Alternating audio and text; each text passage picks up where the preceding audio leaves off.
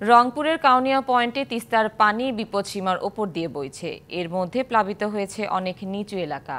এ বিষয়ে আরো জানাতে আমাদের সাথে যুক্ত হচ্ছেন সহকর্মী মাজেদ মাসুদ। এছাড়া আছে সেই সাথে আমাদের সাথে যুক্ত আছেন মাগুরা থেকে ফয়সাল পারভেজ। শুরুতেই যাব মাজেদ মাসুদ আপনার কাছে। মাজেদ, উজানের ঢলের প্রভাব কতটা পড়েছে জানাবেন।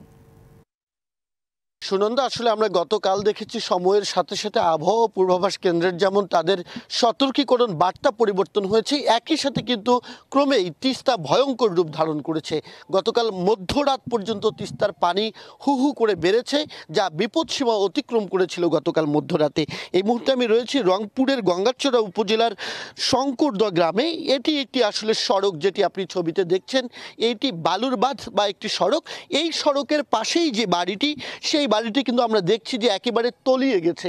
তার মানে খুব সহজেই অনুমেয় পানির মাত্রাটা কতটা বেড়েছে। যদিও এই মুহূর্তে তিস্তার পানি লালমনিরহাটের ডালিয়া পয়েন্টে বিপদসীমা 14 সেন্টিমিটার নিচ দিয়ে প্রবাহিত হচ্ছে, কিন্তু তার ভাটিতে থাকা লালমনিরহাটের কাউনিয়া উপজেলার যেটি রয়েছে তিস্তা সেতু পয়েন্ট, সেখানে কিন্তু পানি বিপদসীমার 30 সেন্টিমিটার উপর দিয়ে বইছে। এই বাড়ির যিনি রয়েছেন তার সাথে একটু কথা বলতে চাই, জানতে চাই পানি ওঠার কারণে কি ধরনের ভোগান্তিতে পড়েছেন, রান্নাবান্না এবং থাকার ব্যবস্থা কি? থাকার ব্যবস্থা মনে করেন রাস্তাঘাটে পড়িয়েছি, আর আন্দা বানা বাড়িতে বন্ধ হয়েছে, শোক একা চুলে টুলে শোক ভিজে গিয়েছে। খাবারে কাল থাকি মনে করেন খাবার পাইনি। সরকারের পক্ষ থেকে কোনো ধরনের ত্রাণ সহায়তা কি পেয়েছেন বা কেউ খোঁজ খবর নিতে এসেছিল? কায়ও আইসি নেই। আসলে আমরা শুনছিলাম সুনন্দা, আমি একটু বাড়ির ভিতরের অংশ আপনাকে দেখাতে চাই। আপনি নিশ্চয়ই দেখবেন যে এই বাড়িতে কি পরিমাণ পানি উঠেছে এবং কিভাবে চুলা থেকে শুরু করে যে জিনিসপত্র রয়েছে, বিছানাপত্র, সবই কিন্তু তলিয়ে গেছে। এই যে ভোগান্তি, এই ভোগান্তি শুধু এখানকার নয়, রংপুরের কাউনিয়া, পীরগাছা এবং গঙ্গাচড়া উপজেলায় তো রয়েছে। এছাড়াও কিন্তু 5 জেলার 12 উপজেলার প্রায় 42টি ইউনিয়নে একই অবস্থা তৈরি হয়েছে।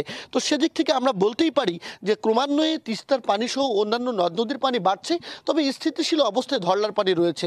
পানি উন্নয়ন বোর্ড যেটি জানিয়েছে যে পরবর্তী 24 ঘন্টার মধ্যেই বন্যা পরিস্থিতির উন্নয়ন ঘটবে, তারা সেটি বলছেন। তবে সরকারের পক্ষ থেকে ত্রাণ তৎপরতা শুরু না হওয়ায় এই দুর্গত মানুষের ভোগান্তি কিন্তু বেড়েই চলছে। তারপরেও তারা যেটি বলছেন, এই ভোগান্তি নিরসনে স্থায়ী সমাধান চান, তিস্তা মহাপরিকল্পনা যেন দ্রুত বাস্তবায়ন করা হয়, এটি তাদের দাবি।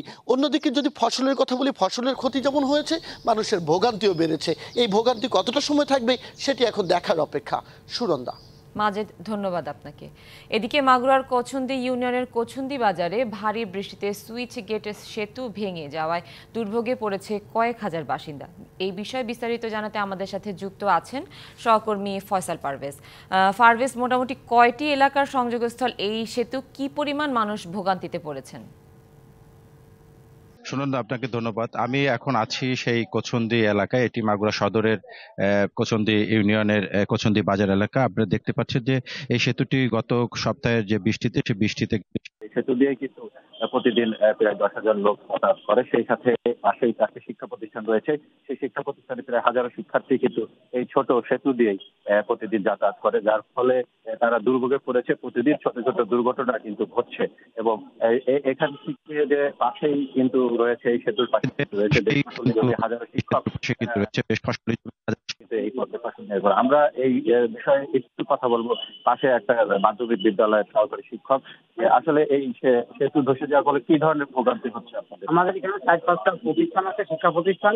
আমাদের কোনমুখী ছাত্রছাত্রীরা এই ব্রিজটা ভাঙার পরে অত্যন্ত কষ্টের সাথে পারাপার হচ্ছে, ঝুঁকিয়ে পারাপার হচ্ছে। আমাদের স্কুলের কোনমুখী ছাত্রছাত্রীরা খুবই একটা ঝুঁকির মধ্যে আছে। আমরা জোর দাবি জানাচ্ছি যাতে ব্রিজটা দ্রুত সম্ভব মেরামত করার জন্য আমরা জোর দাবি জানাচ্ছি। সুতরাং আমরা যেটা জানাতে চাই যে শুধু শিক্ষার্থী না, এখানে সাধারণ মানুষরাও, এখানে কৃষি নির্ভর জমি রয়েছে এবং হাজারো শিক্ষক এই সেতু দিয়ে কিন্তু যাতায়াত করে। এবং এই বিষয়ে কিন্তু আমি কথা বলেছিলাম পানি উন্নয়ন বোর্ডের যে নির্বাহী প্রকৌশল, তিনি কিন্তু আমাকে জানিয়েছে যে এই সেতুটি গত বছর থেকে ধসে গিয়েছে। ফয়সাল পারভেজ, ধন্যবাদ আপনাকে।